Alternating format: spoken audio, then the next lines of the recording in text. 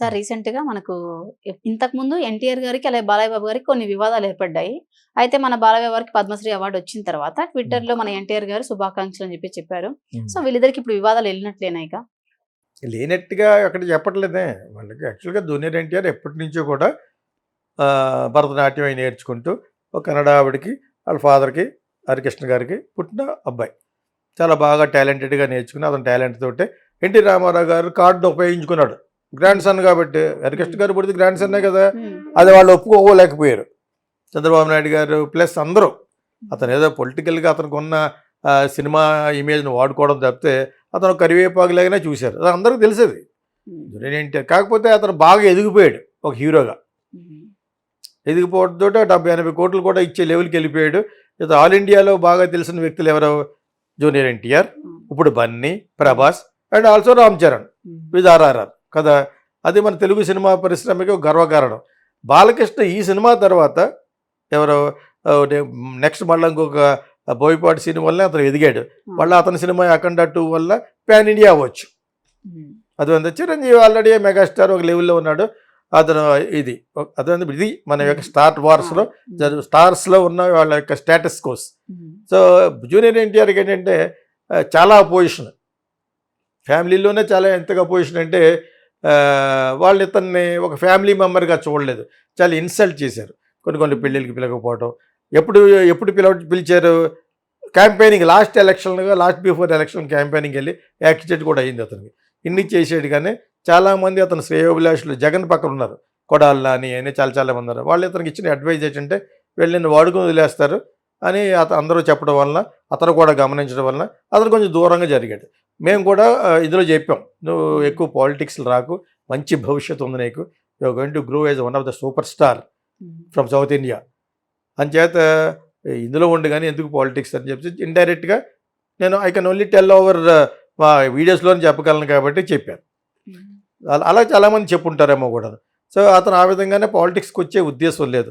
కాకపోతే అక్కడక్కడ కొంతమంది బలవంతంగాను నువ్వు ఎంతైనా రామారావు గారు మనవడు కాబట్టి రామారావు గారు స్థాపించిన తెలుగుదేశంలోనే సపోర్ట్ చేయాలంటే ఈరోజు తెలుగుదేశం సపోర్ట్ చేస్తారంటాడు కానీ ప్రెజెంట్ ఉన్న లీడర్‌కి చేయకపోవచ్చు.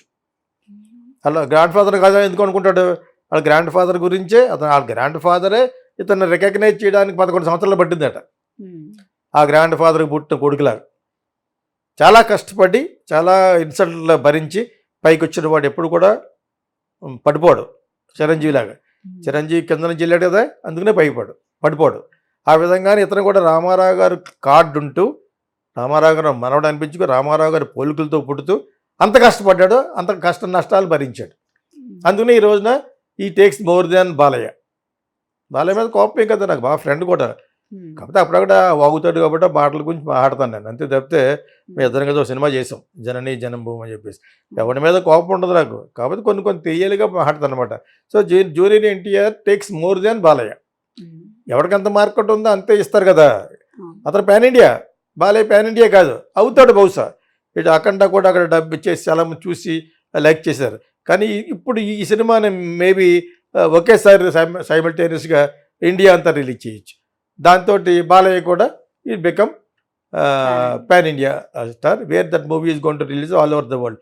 పాన్ ఇండియా ఏంటంటే they are also pan world కింద లెక్క. మన కంట్రీకి దాటి ఇంకో కంట్రీకి ఎప్పుడైతే వెళ్ళిందో ఇట్స్ కాల్డ్ పాన్ వరల్డ్. కాదు ఇన్ని కంట్రీలు వెళ్తే పాన్ వరల్డ్, ఎన్ని కంట్రీలు వెళ్ళకపోతే పాన్ వరల్డ్ అని ఏమి లేదు యాక్చువల్‌గా. So, we wish Balayya also become a pan India hero. ఇతను ఆల్రెడీ పాన్ ఇండియా. ఎవరు? జూనియర్ ఎన్టీఆర్. అవును. వాళ్ళు చూసినా చూసకపోయినా వాళ్ళ డిఫరెన్సెస్ పోవమ్మా. ఎందుకంటే బాలకృష్ణ కూడా కొడుకులున్నారు. ఇన్‌ఫాక్ట్ ఎన్టీ రామారావు గారికి చాలామంది ఉన్నారు ఇంకాను. వాళ్ళందరూ కూడా వారసులే. కానీ ఇతను ఒక్కడినే ఎలాగ వారసుడు అంటే ఇతను సినిమా వారసుడు. హ్మ్. సినిమాలో క్లిక్ అయిన పాన్ ఇండియా హీరో ఎవరు? పాన్ ఇండియా హీరో అయిపోయిన వాడు జూనియర్ ఎన్టీఆర్. హ్మ్. అది భరించలేకుండా కొంత ఉంటారు. డెఫినెట్‌గా ఎవరి కొడుకు ఎవరి యొక్క వాళ్ళు కొంతకాలం లోకేషే దాన్నేమంటారు వారసుడు అన్నారు. అవ్వచ్చు. కాకపోతే కొడుకులు అంటారు సాధారణంగాను. హ్మ్. ప్లస్ కూతురు కొడుకు కూడా అవ్వచ్చు. వాట్ ఈస్ దేర్ రేపొద్దున సీఎం అవ్వచ్చు అతను. వాట్ ఈస్ అర్థమైందా మీకు? పొలిటికల్ వారసుడు కూడా అనొచ్చు. ఇతను సినిమా వారసుడు అయితేనే. కాదు ఇప్పుడు నా కొడుకే ఆ అబ్బాయి ఎవరు అందంగా ఉంటాడు బాలకృష్ణ గారి అబ్బాయి. అతను కూడా వారసుడే. అతనే సినిమాలు చేయను అంటున్నాడు కానీ హ్మ్. బలవంత పెడుతున్నట్టున్నారు వీళ్ళు యాక్చువల్‌గాను. దట్ స్మార్ట్ బాయ్ ఆల్సో అతను కూడా వారసుడే. కాకపోతే ఆల్రెడీ ఎగ్జిస్టింగ్లో ఎవరు వారసుడిగా ఎవరు ఎక్కువ మైలేజ్ ఉన్నవాడు జూనియర్ ఎన్టీఆర్. ఎంత కాదనుకున్నా అలాగంటం వల్ల అతను నాకు ₹1,00,00,000 పంపడు కదా. అదేవిధంగా Balayya is expected pan India hero కదా. మేడ్ ఇండియాలో సగం ఏజ్ ఉంటుంది అతనికి, సగం ఉండదు. కానీ అతను జూనియర్ ఎన్టీఆర్ మీద ఇంకొక 23-24 ఇయర్స్ పెద్దోడు. అతనికి 64-65 వస్తుంటే ఇతనికి ఇంకా 40+లోనే ఉన్నాడు కదా. సో ఇది యాక్చువల్ ఫ్యాక్ట్.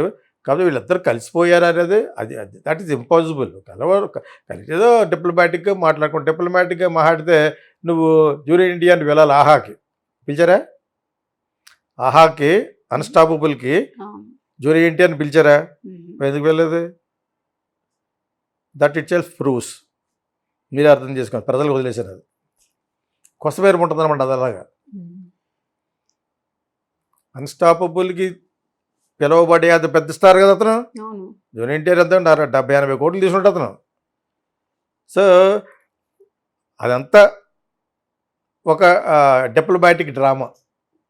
కాకపోతే అతను ట్వీట్ చేశాడు ఏమని, ఇలాగా బాబాయ్కి ఇలా రావటం పెద్ద విషయం, ఇట్స్ అ గ్రేట్ థింగ్ అని చెప్పాడు. తప్పులేదు.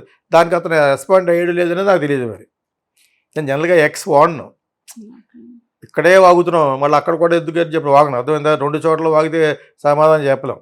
అంటే నేను ట్విట్టర్ అంటారు కదా ఇప్పుడు ఎక్స్ని, అది నేను పెద్ద వాడను. I only put some post in Instagram మా ఫిలిం స్కూల్ గురించి బాగుపడాలి కాబట్టి వాళ్ళు తయారు చేయడం కోసం పెడతాను తప్పితే I don't really go to X. And only I talk. మీరు ఇలాంటి వాళ్ళు ఎవరిని అడిగితే చెప్తాను, ఫ్రాంక్గా మాటికి చెప్తాను, ధైర్యంగా చెప్తాను. ధైర్యం ఏముంది, ఫ్రాంక్గా చెప్పదు అబద్ధం అన్నా. ఎక్కడో కెమెరా అక్కడో కెమెరా పెట్టి పచ్చి అబద్ధాలు ఎలా కడతాను? అవసరం లేదు నాకు. లేకపోతే నా దగ్గర రావడం మానేయాలి. మీకు నిజంగా ఫ్రాంక్గా మాట్లాడాలంటే నా దగ్గర రావాలి. Okay, thank you sir.